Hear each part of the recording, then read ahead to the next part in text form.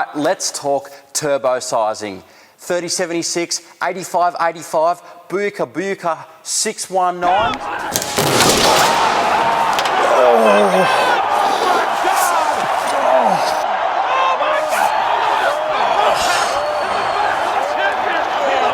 What does it all mean? Well, in this episode, I'm going to show you guys exactly how turbos work and how to size them correctly for your build.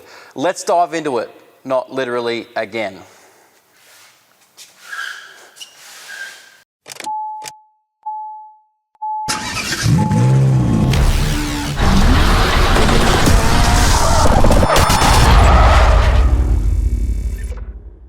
Hello and welcome back to another episode. This week we're doing a deep dive into turbos and I'm going to explain to you guys exactly how they work and how to pick the right one for your build. But first, let's lift the lid on turbo technology and see what's going on in here.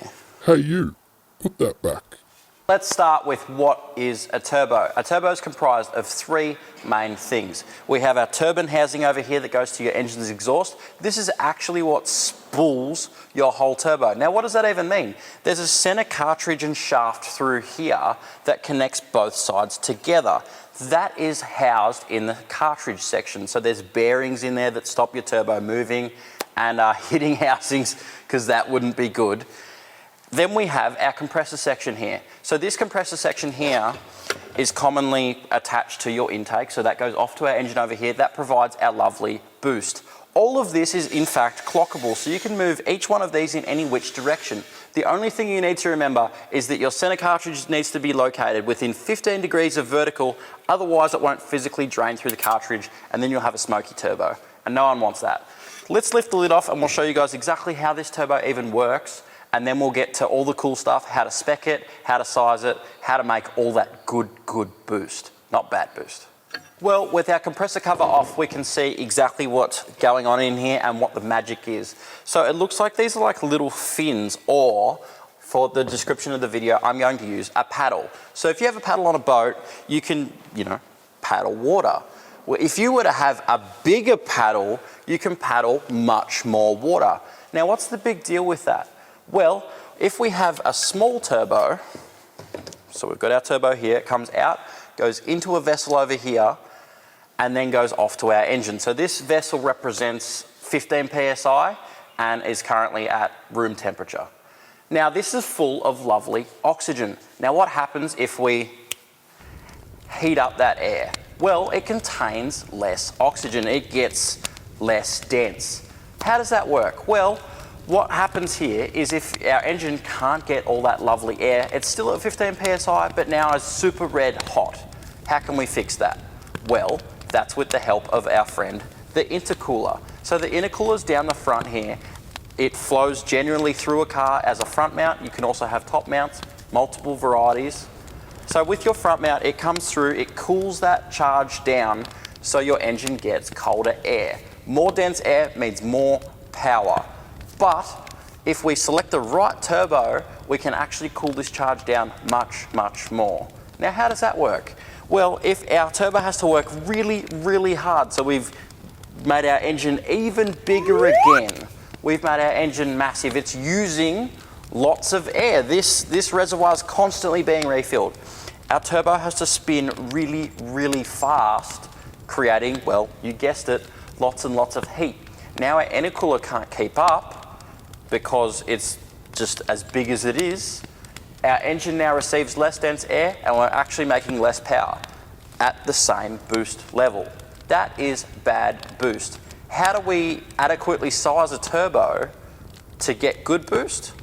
I'll show you guys right now. To work out what size turbo we need for our build, first things first, we need to work out how much air we actually need. So to do that, we simply use an online calculator or a plug-in. So we simply enter how big our engine is, how many revs it's doing, and how much boost it's going to do. This will output us a number that's in pounds per square minute. If we have a 3-litre engine at 8,000 RPM with a volumetric efficiency of 80% at 2 bar, this would give us an ultimate pressure ratio of 3 on our map. So what does that mean? Well, this means we're right in the sweet spot of this turbo, which just so happens to be a Garrett turbo. This is a 75% efficiency. So you can see when we're below that for a long period of time, we're still right in our efficiency range. Well, ultimately, that's good. So that means less heat and it's going to respond well to our turbo setup. So ultimately, we've just found the exact turbo that would work in our application in a few small steps. How easy was that? Well, that brings us to the turbine housing, our last variable.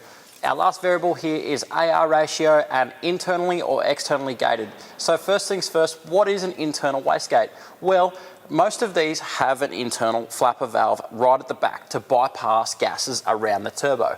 Why do we need to do that for a start? Well, if we didn't have any form of wastegate, it would simply make all the boost it could all the time. And we don't necessarily want that in every single application. So a lot of OEM manufacturers will use a simple actuator rod and a flapper valve at the back of the turbo to divert those gases around the turbo instead of going through it to control shaft speed, ultimately controlling the boost that goes to our engine. Now, what is an external wastegate? Here's my friend. Exit, please. We commonly use these in the aftermarket world because these internal flapper valves simply aren't large enough. In an OEM application, when we want to run, say, 8 to 12 pounds of boost, they're perfectly adequate. We then chuck in AE85 and a heap more timing, and suddenly the thing runs away and develops boost creep. What is boost creep? Well, we're simply targeting 15, 18 PSI boost and end up with, well, way more than that. It simply cannot control the volume that comes out the back end of here.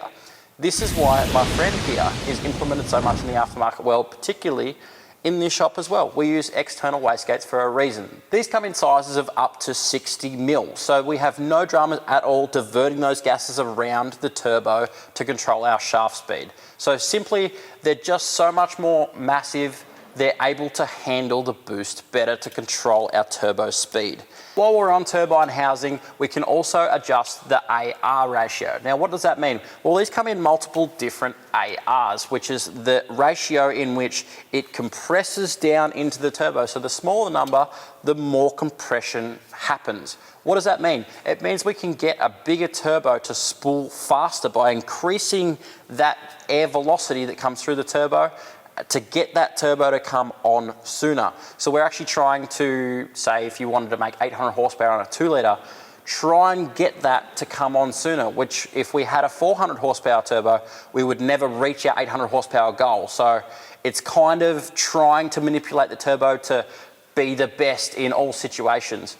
This isn't commonly messed with too much, and if you do, you will often see losses on the back end. So if you choose too small of an AR, it will simply fall off over the top. Once again, we're increasing our turbo manifold pressure. The air cannot get out, and that means that ultimately our engine is choking.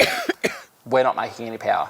That's the last variation in turbos. We do need to bring up the elephant in the room, which is twin turbos. How you calculate that is you simply halve the amount of air you need because you've got two of them. They simply did that in a lot of configurations for a lot of years because Turbotech has come so long. It used to be a giant thing in order to create any measurable amount of horsepower, well, in today's numbers, of course. Now, Turbotech's come so far, you can honestly get away with a single 98% of the time.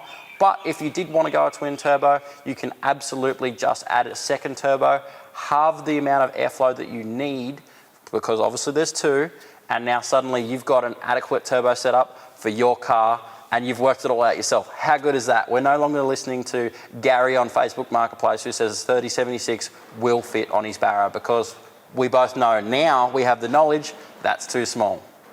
That's going to round out this video. Thank you very much for watching. I hope it was informative for you guys. I tried to keep it funny along the way because it can be a bit boring, but honestly, this stuff is so important and I just want to pass it on to you guys, how to measure your own turbos and how to know what will and won't work in your application. Thank you very much for watching. Tell your mum to subscribe. I know she's been watching.